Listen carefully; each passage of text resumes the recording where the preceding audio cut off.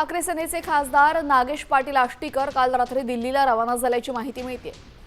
हदगावहून हैदराबाद आणि तिथून दिल्लीला गेलेत। कालपासून त्यांचा फोन सुद्धा बंद लागतोय।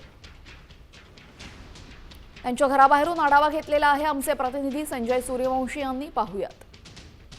ऑपरेशन टायगरची चर्चा मागील काही दिवसापासून सुरू असतानाच काल रात्री परभणीचे खासदार संजय जाधव आणि यवतमाळचे खासदार संजय देशमुख हे दिल्लीला रवाना झाल्याची माहिती मिळाली आणि त्यानंतर हिंगोलीचे खासदार नागेश पाटील आष्टीकर देखील हदगावहून मोटारीने हैदराबाद आणि हैदराबादहून थेट दिल्लीला गेल्याची सूत्रांची माहिती आहे। आपण सध्या आहोत नागेश पाटील आष्टीकर यांच्या निवासस्थानाच्या बाहेर नांदेडचं हे त्यांचं निवासस्थान आहे। उद्धव ठाकरे गटाचे काही खासदार शिंदे सेनेमध्ये सामील होणार, त्यांचा एक गट तयार करून ते त्या शिंदे गटामध्ये सामील होणार अशी चर्चा जोरात असतानाच काल रात्री या संपूर्ण घटनेला दुजोरा मिळाल्याचं दिसून आलंय। परभणीचे खासदार संजय जाधव आणि यवतमाळचे खासदार संजय देशमुख हे विशेष विमानाने दिल्लीला रवाना झाले आणि त्यांच्या पाठोपाठ